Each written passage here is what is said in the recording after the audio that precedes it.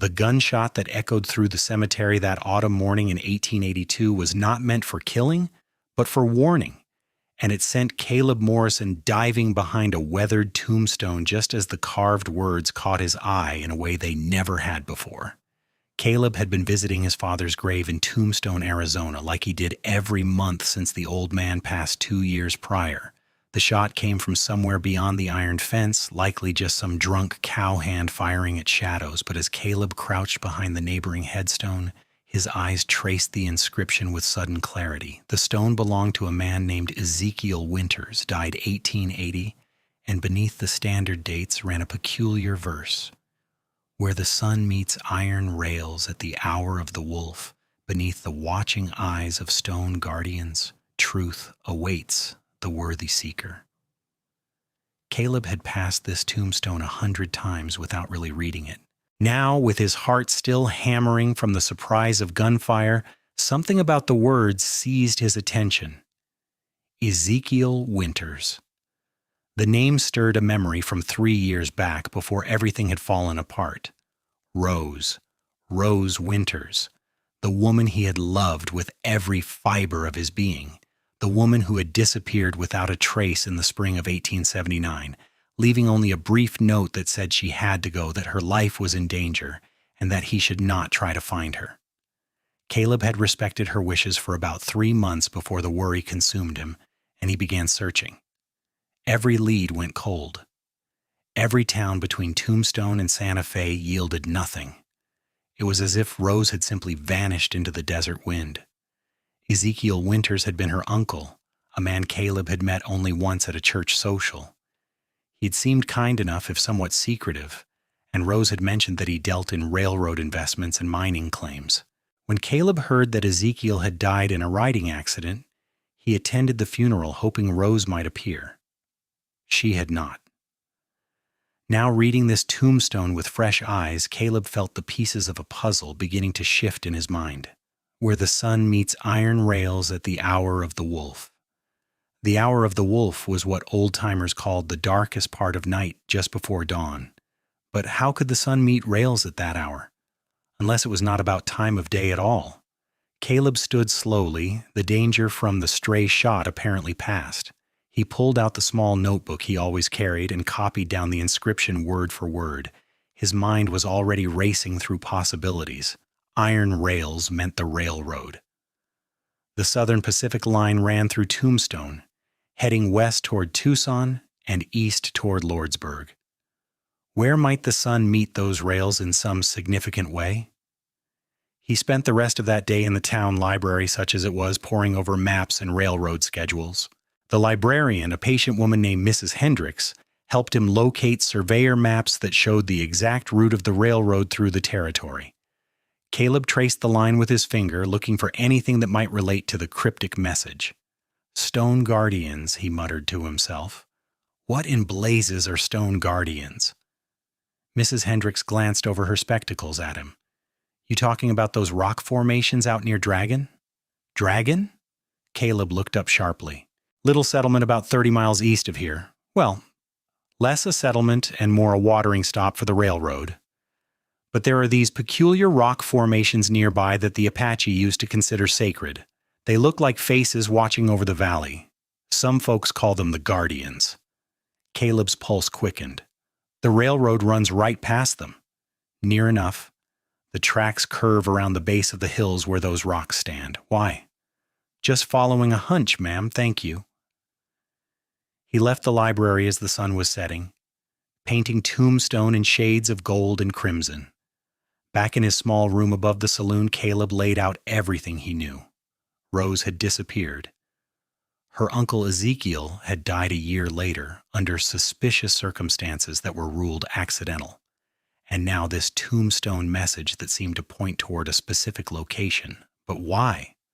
Why would Ezekiel Winters leave a coded message on his own gravestone? Unless he knew his death was coming and wanted to leave a trail for someone clever enough to follow it. Someone who cared about Rose. Caleb barely slept that night. By first light, he had saddled his horse, a sturdy roan mare named Duchess, and was riding east along the railroad tracks. The October morning was cool, a relief from the brutal summer heat that had finally broken. The desert landscape stretched endlessly in all directions, dotted with saguaro cacti and creosote bushes. He reached the area Mrs. Hendricks had described by mid-morning. The rock formations were indeed striking. 3 massive stone pillars that erosion had carved into shapes that resembled stern faces looking down from the hilltop. The railroad tracks curved around the base of these hills in a sweeping arc. Caleb dismounted and stood studying the scene. "Where the sun meets iron rails," he said aloud. He walked along the tracks, looking for anything unusual. The rails gleamed in the morning light, heading off in both directions toward the horizon. Where would the sun meet them? Then it struck him. Not the time of day, but the direction. The sun rose in the east and set in the west. The tracks here curved from running east-west to running north-south for a brief stretch. At sunset, looking west, a person standing at just the right spot would see the sun appear to sit directly on the rails, meeting them at the horizon. Caleb spent the day exploring the area, searching for anything that might be hidden near the tracks or under the stone guardians. He found nothing but rattlesnakes and disappointment. As the sun began its descent, he positioned himself at various points along the curved section of track, trying to find the exact spot where the perspective would align perfectly. As the sun touched the western horizon, sitting like a golden coin on the iron rails, Caleb stood at a particular point and looked around. The 3 stone guardians loomed above him to the north. The rails stretched away to the east and west. And there, partially hidden by a large creosote bush, was a pile of rocks that looked just a bit too deliberately arranged. His hands shook as he began moving the stones. They had been here a while, judging by the dust and the spider webs, but they had definitely been placed by human hands. Beneath the rocks, he found a metal box, the kind used to store important documents. The lock had rusted, and it took several sharp strikes with a rock to break it open. Inside was a letter, the paper yellowed but the ink still legible. Caleb's breath caught as he recognized the handwriting. Rose. "My dearest Caleb," the letter began, "if you are reading this, then you were clever enough to decipher Uncle Ezekiel's message, and I can only hope you still care enough to have tried. I am so sorry for leaving the way I did, with no explanation and no goodbye. I wanted to tell you everything, but Uncle Ezekiel convinced me that the less you knew, the safer you would be." Caleb's hands trembled as he continued reading. "My uncle was involved in something dangerous, though he never meant to be. He discovered that certain men in the railroad company were embezzling funds and selling land that belonged to local ranchers and even some of the Apache tribes. When he threatened to expose them, they came after him. They came after me too because they thought he had told me everything, which he had. Uncle Ezekiel gave me documents, proof of everything these men had done. He told me to run and hide until he could find a way to bring them to justice safely. But they killed him before he could. They made it look like an accident, but I know the truth. I have been hiding ever since, moving from place to place, terrified they will find me. I am currently in a small town called Springerville, up in the White Mountains, working as a seamstress under the name Mary Sullivan. I did not dare write to you directly for fear the letter might be intercepted. But Uncle Ezekiel arranged for that message to be carved on his tombstone before he died, hoping that if anything happened to him, you might eventually see it and understand. I think of you every day, Caleb. I dream of the life we might have had. If you find this letter and still want to find me, I will be in Springerville. But please, be careful. These men are ruthless, and I could not bear it if something happened to you because of me. With all my love, Rose." Caleb read the letter 3 times, committing every word to memory. Springerville was at least 150 miles north, up in the high country where the mountains caught the winter snows. It would take him the better part of a week to reach it, assuming the weather held. He did not hesitate. Within an hour, he was back in Tombstone, settling his affairs and packing for a long journey. He told his landlord he would be gone for a while, paid his rent through the end of the year, and withdrew his savings from the bank. By the next morning, he was riding north. The journey took him through varied terrain, from the low desert around Tombstone up into the high grasslands and eventually into the pine forests of the White Mountains. The nights grew cold, and Caleb was grateful for the heavy coat he had thought to bring. He stopped in small towns along the way to rest his horse and resupply, always keeping his purpose to himself. As he traveled, he could not help but replay every moment he had spent with Rose before she disappeared. They had met at a church social in the spring of 1878, and the connection between them had been immediate and powerful. Rose had been new to Tombstone, having come to live with her uncle after her parents died. She was beautiful, with dark hair and eyes the color of sage, but it was her spirit that had truly captured Caleb's heart. She was intelligent and curious, always asking questions about his work as a ranch foreman, about the history of the territory, about everything. They had courted properly for nearly a year, and Caleb had been working up the courage to ask for her hand when she vanished. The pain of her absence had been almost unbearable, made worse by not knowing why she had left or where she had gone. Now finally he had answers, and more importantly, he had hope. Springerville turned out to be a pleasant town nestled in a valley surrounded by pine-covered mountains. It was smaller than Tombstone, with a single main street lined with wood-frame buildings. A church steeple rose at one end of town, and Caleb could see several ranches dotting the valley beyond. He rode in on a crisp November morning, the air sharp and clean. His first stop was the general store, where he bought supplies and casually asked the proprietor if he knew of a seamstress named Mary Sullivan. "Sure do," the man said, wrapping Caleb's purchases in brown paper. "Nice lady, keeps to herself mostly. She has a little shop next to the boarding house, about 3 doors down on the left." Caleb's heart was pounding so hard he thought it might burst from his chest. He thanked the man, collected his packages, and walked Duchess down the street to the boarding house. Sure enough, a small sign hung beside the door of the adjacent building. "Dressmaking and alterations, Monsieur Sullivan." He tied Duchess to the hitching post and stood for a moment, trying to calm his nerves. 3 years. It had been 3 years since he had seen Rose's face, heard her voice. What if she had changed? What if her feelings for him had faded during their long separation? There was only one way to find out. He opened the door and a small bell chimed. Small. The shop was neat and tidy, with bolts of fabric lining the walls and a dress form standing in the corner. A curtain separated the front room from what must be a work area and back. "I will be right with you," a voice called from behind the curtain. A voice Caleb would have recognized anywhere. He could not speak. His throat had closed up entirely. The curtain moved aside, and there she was, Rose. Her dark hair was pinned up, and she wore a simple gray dress with a measuring tape draped around her neck. She looked exactly as he remembered, perhaps a bit thinner, maybe a few more lines around her eyes, but still the most beautiful woman he had ever seen. She froze when she saw him, her face going pale. The pins she had been holding clattered to the floor. "Caleb?" Her voice was barely a whisper. "Hello, Rose." For a long moment they simply stared at each other across the small shop. Then Rose made a sound that was half laugh, half sob, and ran to him. Caleb caught her in his arms, holding her tightly as she buried her face against his chest. "You found me," she said, her voice muffled by his shirt. "You actually found me. I hoped you would, but I did not dare believe it." "I decoded your uncle's message," Caleb said, stroking her hair. "It took me long enough, but I figured it out."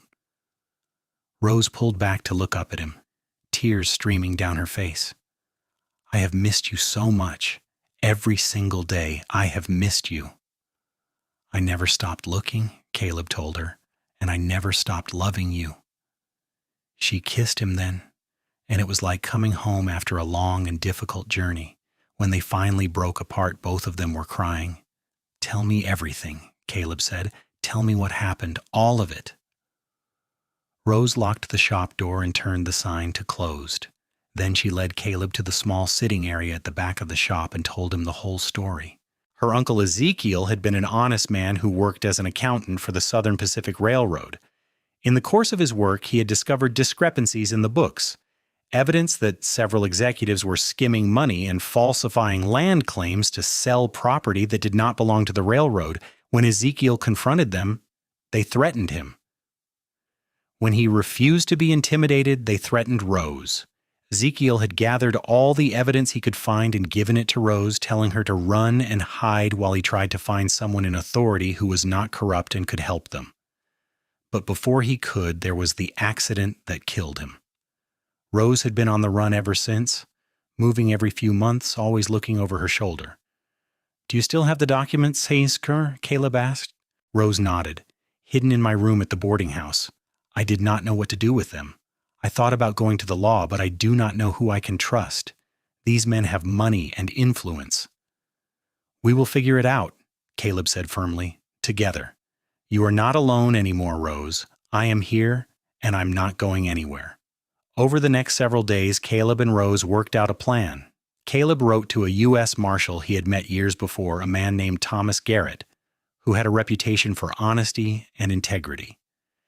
In his letter, Caleb briefly outlined the situation and asked if Marshal Garrett would be willing to come to Springerville to review evidence of corruption in the railroad.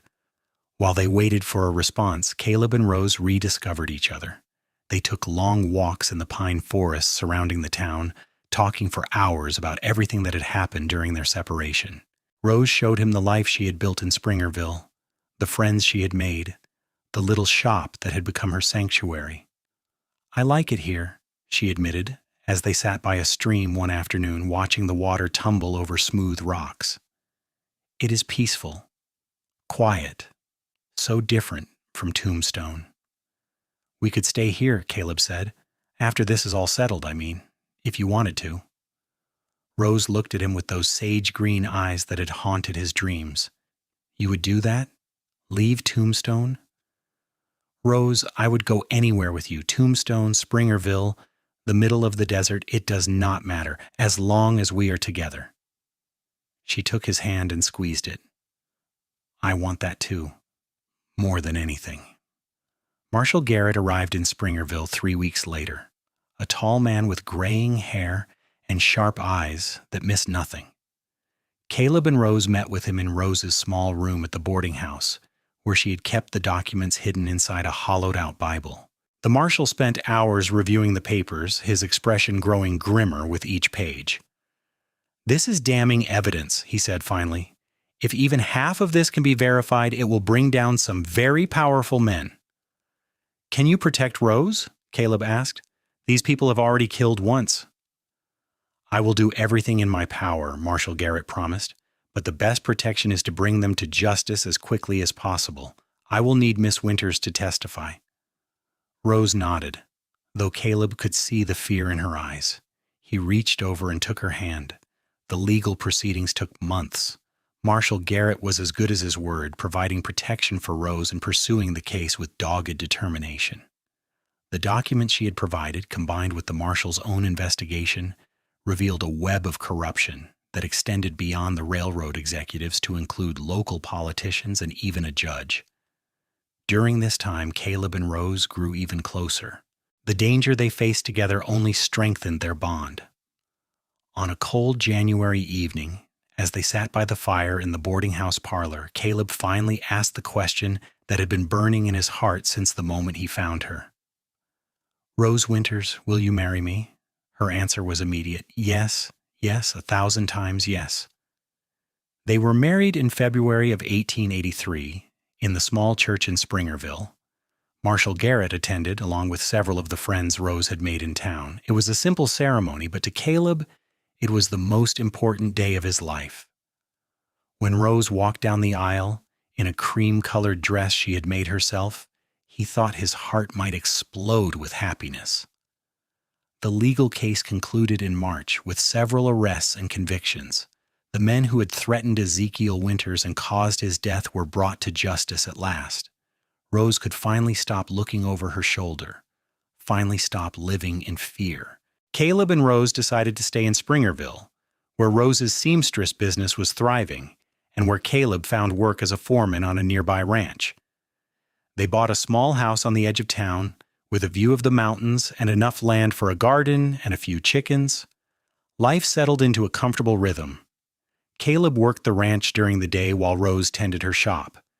In the evenings, they would sit on their porch and watch the sun set behind the mountains, talking about their future and marveling at the journey that had brought them back together. "Do you ever think about what would have happened if you had not figured out Uncle Ezekiel's message?"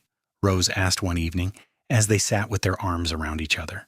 "All the time," Caleb admitted, "and it terrifies me. I came so close to losing you forever." "But you did not," Rose said softly. "You were clever enough and determined enough to find me. My uncle knew what he was doing when he left that message. He knew you were the kind of man who would not give up." "I loved you too much to give up," Caleb said simply. Their first child, a son they named Ezekiel after Rose's uncle, was born in the winter of 1884. He had his mother's dark hair and his father's gray eyes. Their second child, a daughter named Grace, arrived 2 years later. She was the spitting image of Rose, with a curious nature and a quick mind. As the years passed, Caleb and Rose built a good life in Springerville. They were respected members of the community, known for their hard work and their devotion to each other. Rose's shop became one of the most successful businesses in town, while Caleb eventually saved enough to buy his own small ranch. They told their children the story of how they found each other again, though they simplified it for young ears. The full tale, with all its danger and intrigue, would wait until Ezekiel and Grace were older. But they made sure their children understood the importance of the Tombstone message and the cleverness it took to decode it. "Your father is the smartest man I know," Rose would tell them. "He looked at a tombstone that dozens of people had passed without really seeing, and he understood what it meant. That is the kind of attention and care he brings to everything he does." "And your mother is the bravest woman I have ever met," Caleb would add. "She survived terrible danger and never gave up hope. She is the strongest person I know." On their 10th wedding anniversary, Caleb and Rose made a trip back to Tombstone. It was their first time returning since everything had happened, and the town had changed significantly. The boom times were ending, and many of the wilder elements had moved on. They visited the cemetery, standing before 2 graves. The first was Caleb's father, whose stone he had been visiting that fateful day when everything changed. The second was Ezekiel Winters, with his cryptic message carved into the granite. "Thank you, Uncle," Rose whispered, placing flowers on his grave. "Thank you for being clever enough to leave a trail and for believing that Caleb would follow it." Caleb put his arm around his wife, pulling her close. "He knew what he was doing. He knew I would move heaven and earth to find you." They stood there for a long time, remembering everything that had brought them to this moment. The fear, the separation, the desperate search, and finally the joyous reunion. It had been a hard road, but it had led them exactly where they needed to be. As they walked back through the cemetery gates, Rose looked up at her husband. "Do you have any regrets about how everything happened?" Caleb thought about it carefully before answering. "I regret the time we lost. Those 3 years we could have been together. But I do not regret anything else. Everything we went through made us stronger. It proved that what we have is worth fighting for." "It is worth fighting for," Rose agreed. "Every single day I wake up grateful that you found me." They returned to Springerville and to their children, who were being looked after by a neighbor. Life continued its pleasant rhythm, marked by the changing seasons and the small joys of family life. When Ezekiel was old enough to understand, Caleb took him to visit the tombstone in Tombstone, showing him exactly how the message had been decoded. "Always pay attention to the details," Caleb told his son. "Sometimes the most important things are hidden in plain sight, waiting for someone clever enough to see them." Young Ezekiel studied the inscription carefully, tracing the words with his fingers just as his father had done years before. "It is like a treasure map," he said. "It led me to the greatest treasure I could ever have." "And Caleb said, "It led me to your mother." Rose continued to thrive in her seamstress work, eventually training several young women as apprentices and expanding her shop. Caleb's ranch grew steadily, and he earned a reputation as a fair employer and skilled cattleman. They added a third child to their family, another son they named Thomas after the marshal who had helped them. As the 19th century drew to a close, Caleb and Rose would sometimes sit on their porch and marvel at how much the world had changed. The wild days of the frontier were fading into history, replaced by a more settled and civilized society. The railroad that had been at the center of so much corruption had become an essential part of the territory's growth and prosperity. "Do you miss the old days?" Rose asked one evening as they watched their children playing in the yard. "Not for a moment," Caleb said. "I am exactly where I want to be, with exactly who I want to be with." Rose leaned her head on his shoulder. "Me too. Though I have to admit, our story would make quite a tale." "It already is quite a tale," Caleb said with a laugh. "The Tombstone message decoded by the clever cowboy, leading him straight to the woman he loved. That is the kind of story people will be telling for generations." "Let them tell it," Rose said contentedly, "as long as we get to live it." Their children grew into fine adults. Ezekiel took over the ranch when Caleb decided to retire, running it with the same careful attention to detail his father had taught him. Grace became a teacher, bringing education to the children of Springerville and the surrounding ranches. Thomas, the youngest, followed in his namesake's footsteps and became a lawman, dedicated to justice and protecting those who could not protect themselves. Caleb and Rose grew old together in the house they had bought so many years before, surrounded by children and eventually grandchildren. On warm evenings, they would still sit on the porch and watch the sunset, holding hands and remembering the journey that had brought them together. "I decoded that Tombstone message more than 20 years ago," Caleb said one evening when they were both well into their 60s, "and I would do it all again in a heartbeat." "You would not have to," Rose said, squeezing his hand, "because I would never leave you again, not for anything in this world." "Promise me something," Caleb said, his voice growing serious. "Anything. When my time comes, do not put any cryptic messages on my tombstone. Just put that I loved you, because that is the only thing that really matters." Rose laughed, though there were tears in her eyes. "I promise, though I hope that time is still very far away." It was. Caleb and Rose lived well into their 70s, enjoying a long and happy retirement. They traveled occasionally, visiting their children and grandchildren who had spread throughout the territory, but they always came back to Springerville, to the little house with the mountain view, to the place where they had rebuilt their lives together. When Caleb finally passed away peacefully in his sleep at the age of 76, Rose kept her promise. His tombstone bore no cryptic messages, only the simple truth. Caleb Morrison, beloved husband and father, he loved well and was well loved. Rose lived another 5 years, spending her time with her children and grandchildren, telling them stories of the old days and the clever cowboy who had decoded a tombstone message to find her. When she died at the age of 80, she was buried beside Caleb, and her own tombstone read, "Rose Morrison, beloved wife and mother. She was worth finding." Their children made sure that the story of the tombstone message was preserved, writing it down and passing it to each new generation. It became a family legend, a testament to the power of love and determination, and a reminder that sometimes the most important messages are the ones that require a clever mind and a devoted heart to decode.